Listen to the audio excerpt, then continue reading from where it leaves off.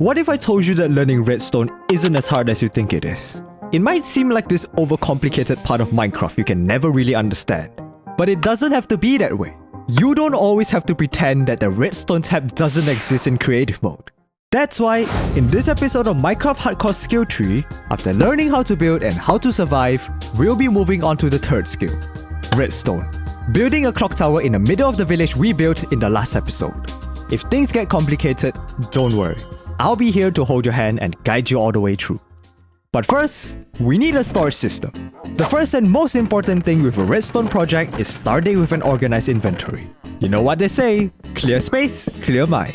Save your future self the trouble and organize your inventory at the start. So I'll build like a section here, and a section here, then like a large hallway here. Alright! I've built a deck, haven't I? Oh my god. That's amazing. With an organized storage, you can now get the materials you need. In this video, we'll be using Snap to its clock tower design, which uses sticky pistons, white blocks, a light source block, and blackstone. So first we need slime for the sticky pistons.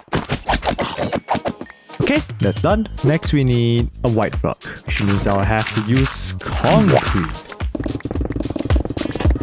Concrete is one of the worst types of blocks. Changed my mind. Alright, on to something less boring. So we need a light source block for the center of the clock. We're gonna use sea lanterns because they're the only light source block that doesn't look like shit. Bye-bye! Let's get out of here before I get the spoon enchantment. Lastly, we need to get to a base out delta for blackstone. Oh shit.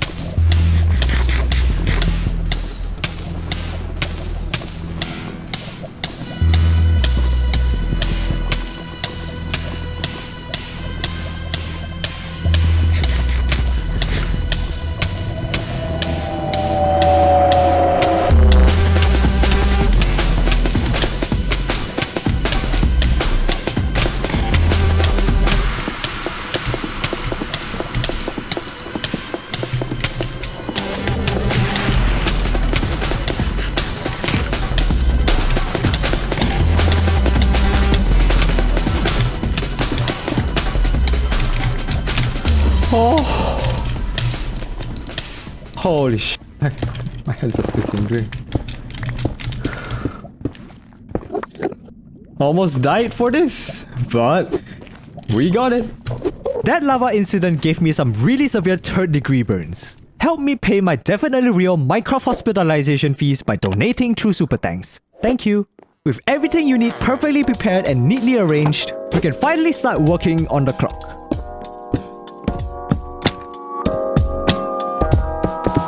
This is a part where I would recommend you to take it easy. Experiment with stuff, make mistakes, and if something doesn't work, don't take it personally. Just keep trying until it does. I'm telling you this because even having a little bit of experience, the clock still took me a good 10 hours to finish. And that's fine. In fact, let me recap most of what I've learned in 1 minute for you. Repeaters have 3 main functions: refreshing redstone power, adding a delay, or acting as a lock. If you point another repeater into the side, it will essentially lock the repeater into always being turned off or always being turned on. Comparators have 2 main functions. It takes the redstone signal from the bottom and compares it to the signal on the sides. If the input on the bottom is stronger than the input on the sides, the comparator gets powered up and sends the signal forward. It's also used to count items like in a chest or a hopper. And lastly, you're probably already familiar with hoppers. So all you need to know is that powering a hopper with redstone prevents it from transferring items. With all the basics out of the way, this is what we have to build. Now this seems really complicated, doesn't it? But don't worry, Mama Fox is here and I'll guide you all the way through. I promise you, this is actually easier to understand than it looks. Seeing all the parts at once makes it look more intimidating than it actually is. So let's separate it into 3 parts: the hands, the clock, and the reset. Let's start with the hands and the first layer of redstone. These redstone dust and repeaters are arranged in such a way that when it receives power, it goes one big circle and powers up every piston in a clockwise motion. However, this powers every clock hand. We need to make it so that only one hand is extended while the rest are retracted. So this leads us to the second layer and the third layer. Now once again, don't let all of this intimidate you. All you need to know is that these 2 layers are powered by this one redstone torch. It powers all the repeaters on the second layer to act as locks for the repeaters on the first layer. Splitting the circle into 8 parts, 1 for each hand, it essentially keeps the redstone power in the exact part of the circle that we want, preventing it from moving backwards or moving forwards to power the other clock hands, unless we allow it to. This allows us to cycle the power from one part to another. So, how do we cycle the power and change the position of the clock hand? Well, this leads us to the other section of the clock. The clock. You see, this clock doesn't use light levels to tell the time. This daylight sensor isn't the one that's moving the clock hands. It tells the time through a redstone clock. A redstone clock is a power supply that turns on and turns off within a set amount of time. These pistons, redstone blocks, and hoppers act as a timer. Since hoppers can't transfer items if they're powered by redstone, we can place 188 of any item into the hopper without a redstone block, and make it start counting down. When all 188 of the items are transferred, the piston above it stops being powered, allowing the piston on the other side to push the redstone block, sending a signal through this observer into this redstone torch to turn off the locks for half a second, cycling the clock hands at the front, and then starting the 188 countdown again. You might be asking, why 188? Well, hoppers have a rate of 2.5 items per second, giving us a clock that ticks approximately every 75 seconds. Multiply that by 8 cycles and you get 10 minutes. Exactly half a day of Minecraft. So now we have a clock that's essentially a 10-minute stopwatch, which leads us to our final problem, calibrating the clock. I have a simulation distance of 20 chunks. If I walk 21 chunks away from the clock, or if I enter the nether, the clock will stop ticking until I return. And it's also impossible to start the clock at exactly when the sun rises, unless you have inhuman reactions, which I don't. So how do you solve this? By having a second redstone clock, and then making a reset system that switches between the 2 clocks. This is where the daylight sensor finally comes into the equation. We've essentially made a reset system that resets the entire circuit if we sleep. How does it work? I'm glad that you totally asked. It all depends on this comparator. If it gets powered up, it will reset the entire circuit. By sleeping during the night, we can instantly change the light levels from 0 to 14. This allows the comparator to be powered up for exactly 1 tick, just before the delay on the repeater kicks in, resetting the entire clock system. In summary, this part handles the clock hands, this part handles the counting, and if the clock becomes inaccurate, we can sleep in a bed and let this part readjust the entire system. I hope I've explained the system well enough. Hit the like button if you fully understand or at least half understand my explanation of how it works. This lets me know if I'm doing a good job explaining things or not. I've tried pretty hard to simplify this as much as I could, so I apologize if it's still not fully understandable. Now, it's time for me to add my own spin to it. Snap made a one-sided clock tower. I'm going to make a four-sided clock tower. You know, this is actually a very important episode for me, and let me tell you the story as to why. When I was in high school, I actually really liked physics. I found it pretty fun. My favorite memories of it were with the static ball machine thing.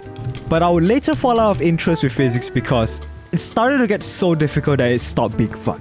This is kind of a little trip down memory lane, because Redstone reminds me of what made me like mathematics and physics so much. Every question was just a puzzle that you could enjoy solving. But much more importantly, Redstone also reminded me that chemistry is just much better and is objectively the best science subject. Oh come on, you know I'm right. In fact, why stop with just one hot take? Pineapple doesn't belong on pizza. Tomato is a fruit. And Sweden isn't even the best Minecraft song. It's Aria Math. Yeah, I said it. You can boo me all you want. You know I'm right. Suck my d- Okay. I think it's supposed to work now. Hey! I'll save how beautiful this looks for later. Before that, we have to build a tower all the way up to the clock. Put the tower in clock tower. We're gonna be using spruce and deep slate, thanks to the wonderful suggestion of Taki ala Jamai. I don't just want to make it a complete straight line upwards. Wouldn't it be cool if it like curved inwards and then curved back outwards? Oh my god, I'm gonna give it an hourglass figure. I think I've proven somewhat that redstone isn't really as hard as we think it is. Now, I'm not saying that it's so easy that any 12-year-old should be able to build a literal computer in a game. I'm saying that redstone gets a bad rap when all you ever see are the super advanced stuff. My hope is that I've made redstone at least a little bit less difficult, and give you the encouragement to pick up redstone if you haven't yet.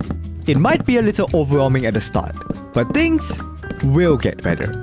And the game will become easier if you just hang in there for a little bit longer. So keep trying. Alright, the tower's done. Now it's time for the best part of every redstone build. So snap to it, my friend, if you're watching this. Your biggest mistake was showcasing your clock tower with C418 Dog. Now don't get me wrong, I love Dog as a song, but you need to use a song that's more abstract. Something that feels more mechanical. Something that makes your build feel much cooler than it actually is. And then showcase it with some over-dramatic camera work. And if you need an example, allow me to demonstrate what I mean.